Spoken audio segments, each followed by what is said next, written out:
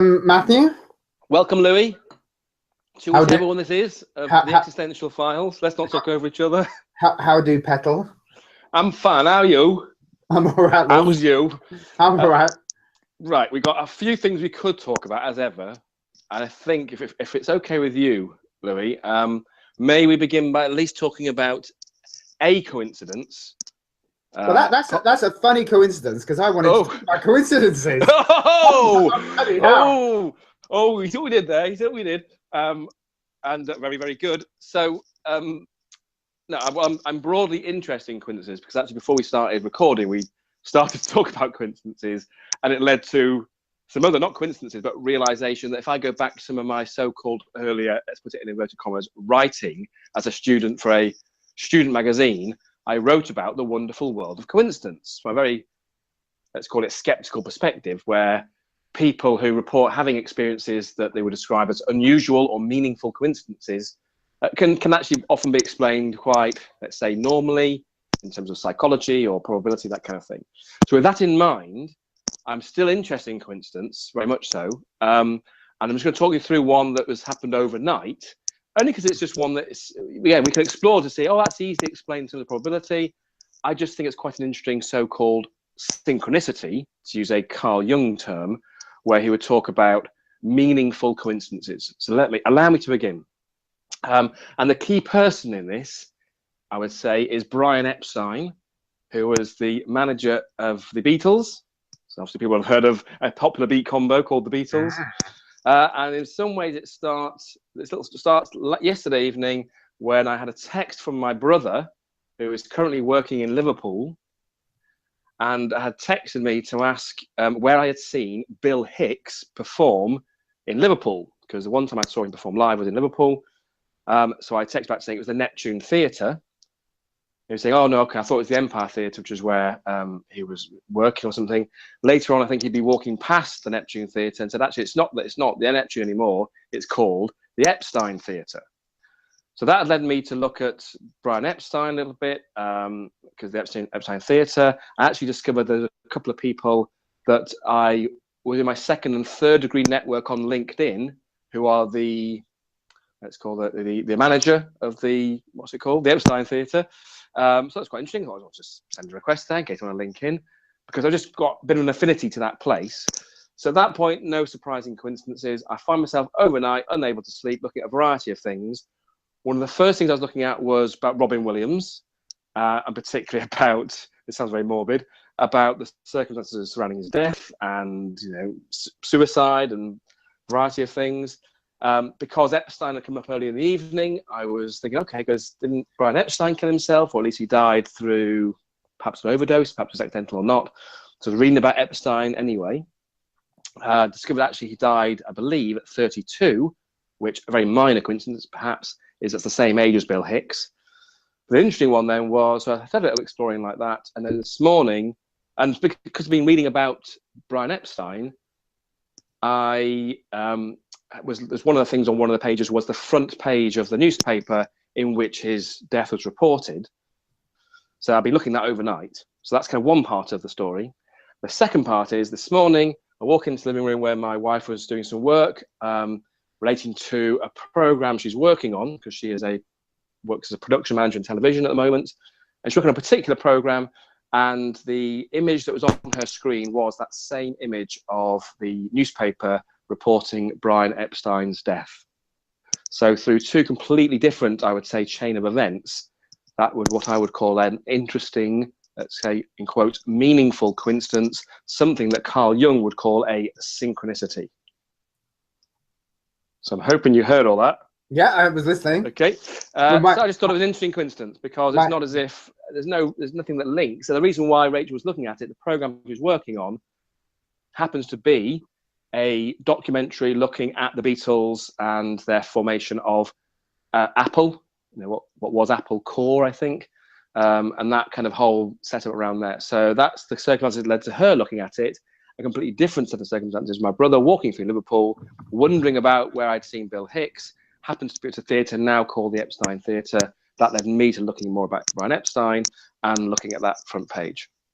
Explain that one, Mr. Sceptic, and remain fashionable if you dare. Well, I mean, certainly. I mean, It's a good one. I mean, I have these all the time, to be honest. I mean, it's a good one, isn't it? Even if you say it is just a coincidence, that's just a mere chance thing. It's a good one. It's an interesting, so-called, apparently meaningful coincidence. I mean, it's a good coincidence. I mean, off the top of my head, I mean, I've experienced some of these really good ones quite frequently. You know, recently, I can't think of any off the top of my head, unfortunately, because actually in our house they happen so fairly frequently, and we both go, oh, if we weren't of a similar bent, you know, if we weren't believers or anything, we'd be, you know, worshipping this, building a little you know, monument to it. So it is at least, and sometimes when people just dismiss them and say, oh, that was mad interesting, now move on. I'm still interested in them enough to say, but isn't that curious? Because yes, okay, I'm now telling the story, it becomes a story.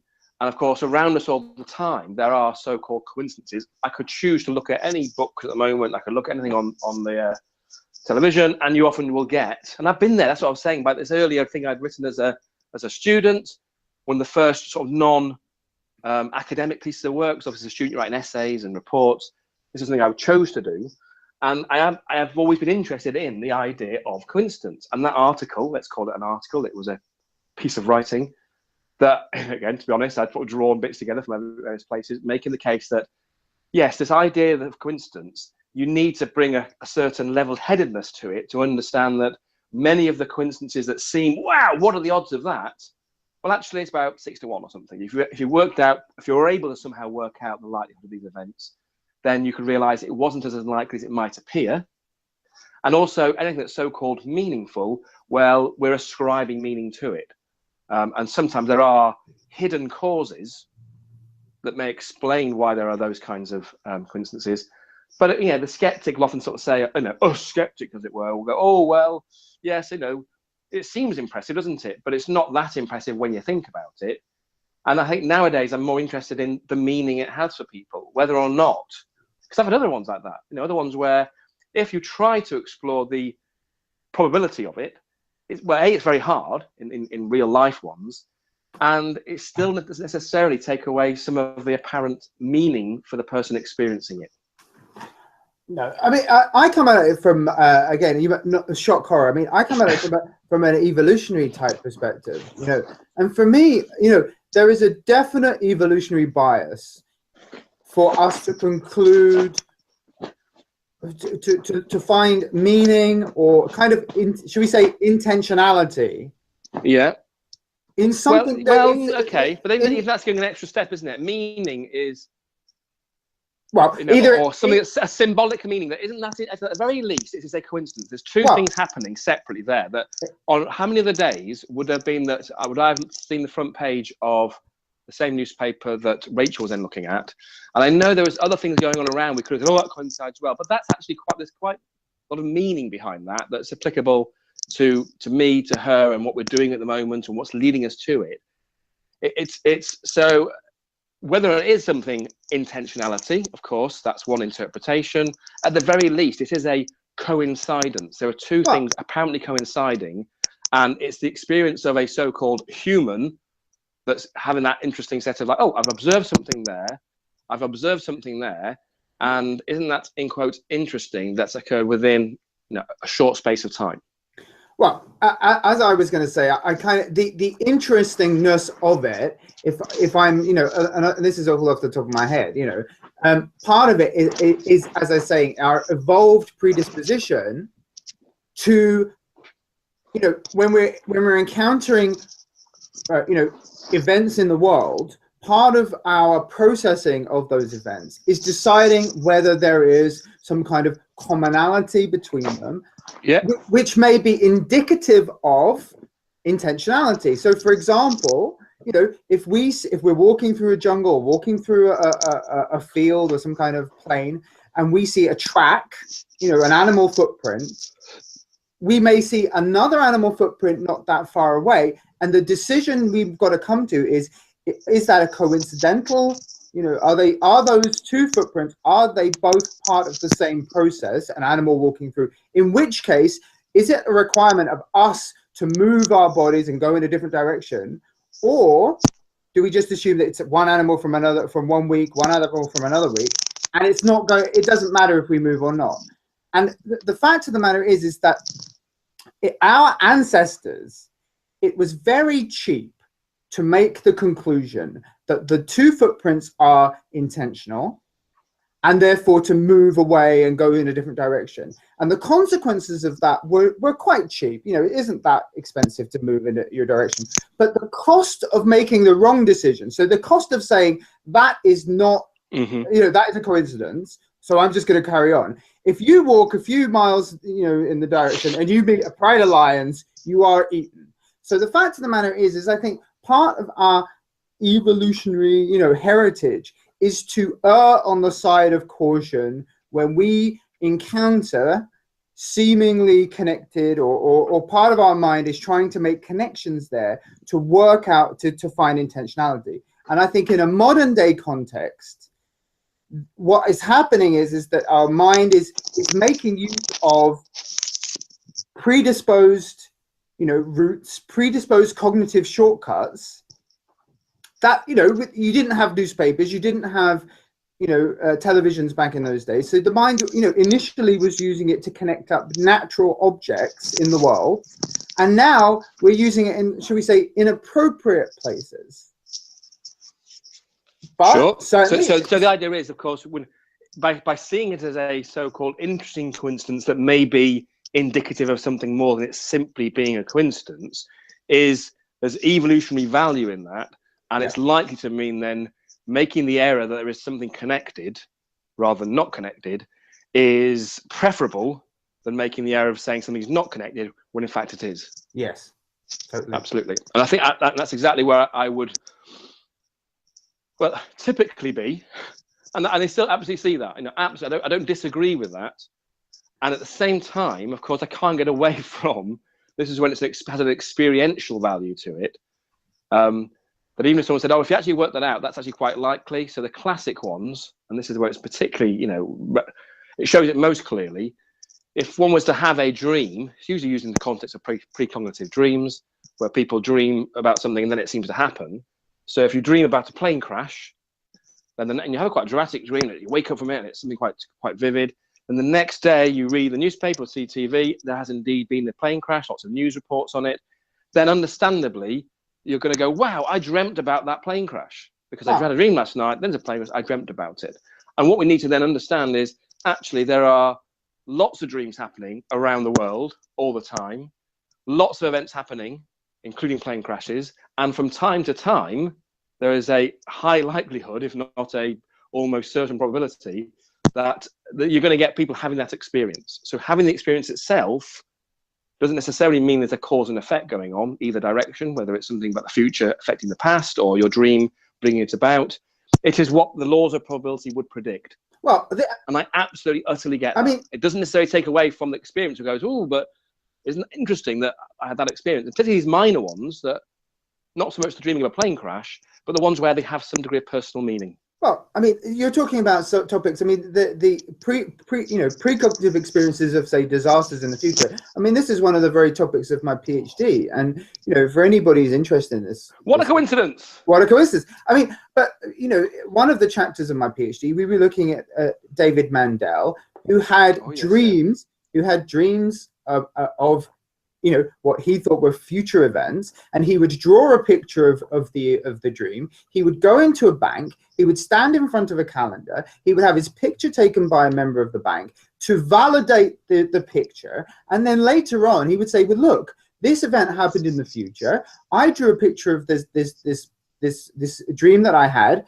and it's the same thing. And the fact of the matter is that one of the pictures he drew was, you know, the Twin Towers, September the 11th, and he went into a bank, I think it was 4 years to the day before September the 11th, and he drew a picture of the Twin Towers collapsing. Now, he came to us as scientists, you know, he came to us and he said, you know, this is my experience. I believe I'm dreaming the future. I believe that you know, this is and it was very hard. Certainly from the moment we saw, he has a photo from 4 years, you know, before the Twin Towers had collapsed. He has a photo in a bank, not taken by him, not doctored. The guy is seemingly genuine. He hasn't made money. He's not Uri Geller. He's not a con artist. Sorry, Uri. And the fact of the matter is, allegedly. I was impressed by his claim. I know that Professor Chris French, my supervisor, was impressed by his claim. I mean, we actually had James Randi to come and do a program at Goldsmiths about this guy, and James Randi in the discussion said, the guy's genuine. This is one of the most interesting paranormal claims. The guy, hold on a minute, let me just put that. James Randi said the guy is genuine, as in he's not being fraudulent. He's not necessarily trying to pull the wool over your eyes, but I'm sure he's saying, this is a genuine example of precognition. He's just saying, this is a hard one to think of an explanation for. The guy was not motivated. Okay. As a con artist, or he genuinely believed his claim. He had evidence to back up. I mean, this, Matthew, but not many paranormal claimants try and verify their evidence before they come to the scientists and say, look, I mean, that's nice evidence to have. And in my PhD, for example, one of the questions then I had to do was, how do we test this claim? And how did you? Well, I mean, you're welcome to go and download my thesis from the research.org. I mean, but give us as in, did you come up with a way of testing it and then do it and then discover something of interest? Or was it a case of coming up with a methodology that others could try? Well, because I do remember speaking to Chris. Again, we mentioned the name here that someone we might be able to invite onto the podcast if he was willing. So Chris French, someone who's known to us all. And I was thinking of Chris when I was thinking of these kinds of, let's say, skeptical ways of interpreting coincidences. And both Sue Blackmore and Chris French are two people who, over the last, let's say now, 20 or more years, 30 years perhaps even, frighteningly, have been quite prominent names. Particularly Sue, I'd say back in the 80s, early 90s. Chris, since then, I would say more so. In terms of when the media would like someone to come on and say, okay, there's these claims of ghosts or coincidences or paranormal ideas, we need a so-called voice of reason to explain and understand what's going on. And Chris has been one of those people. So I think it'd be nice to maybe have him on at some point. But until we do that, so Louie, this was something that did feature as part of your PhD. That's right. So what conclusion did you draw at that point, particularly with David Mandel? Okay, well, there's an experimental side, to that answer. But for me personally, if I just say what convinced me that there wasn't anything paranormal going on, was he had drawn a picture of Concorde crashing in France. Okay, now Concorde only crashed once, and this picture had been produced before Concorde had crashed. We could verify that. And so this was pretty, I mean, I liked this one. Concorde crashing in France picture. Concorde never crashed. It flew, various routes. This is interesting. Yeah, right? you couldn't sort of say, well, it's crashing all the time. At some point, people are going to predict it. Absolutely, yeah. Or it only flies in France, or it only does this and that. I mean, he's hit a number of points there, whereby if he were just guessing by chance, I would expect him not to just to get it like this, Now, I was researching. One of the things I was trying to do for my thesis was find alternative events that might match the pictures. Is the picture just a squiggle? And does it match? Actually, he's interpreting it in a certain way, whereas in fact it could be any building, any ship, any earthquake or whatever. Mm-hmm. So I was looking, and actually in the 1970s, the Russian version of Concorde crashed at exactly the same airport as Concorde did, and in fact there were elements of the picture that better matched the crash of the Tu-144, the Russian version of Concorde. It actually was a better match to that event, which was before he had drawn the picture, than Concorde crashing at France. So you see, instantaneously, on finding this event, which I didn't know about, on finding this event, I actually found a better match. And then I concluded that what he was doing was he was drawing pictures of and in some ways they match events very well, but actually the question that he has concluded, he's concluded that they only match this event, and therefore they are an exact representation of that event. That isn't true.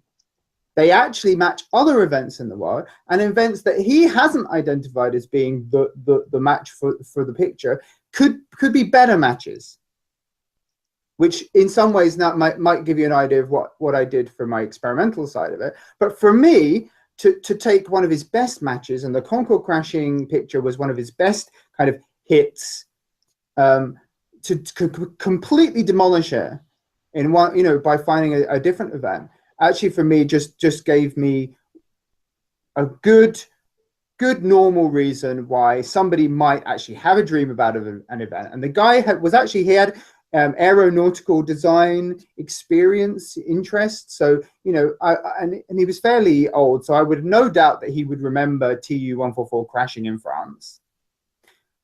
And in some ways, he's just had a dream about it, drawn a picture, and then later it's matched. I was going to say, 'cause how far ahead of it? So the dream was ahead of the actual Concorde crash. So it wasn't necessarily the night before or the week before. It was just years. He'd had the experience. This could be interesting. I'll draw a picture, because I assume he was an artist. Yep, he was an art lecturer. I'll draw that. Again, ingenious that at least someone then makes the effort to go to the local bank where there's a date and something that helps to verify when it was done. Sure. Because there is some commitment there. I think there's something interesting going on here. And then it could be a case of, and then I'll wait to see if something happens that would match it. So again, that would be examples of, that's a coincidence that he happens to have had a dream. Something then happens later on. It apparently appears as though, wow, you predicted the future. So let me just think, because I'm conscious of time here, so we may sort of pause soon. Yeah. So if we wanted to point listeners to either, of course, your thesis, but any thesis is a bit of a big read.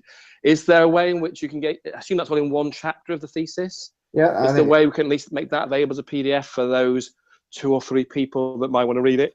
I mean, my thesis is available online. You could always just I know. But that's simple. It's easy for people. If I put my kind of lecturer head on here and say, okay, what can I do to make it easier for the listener?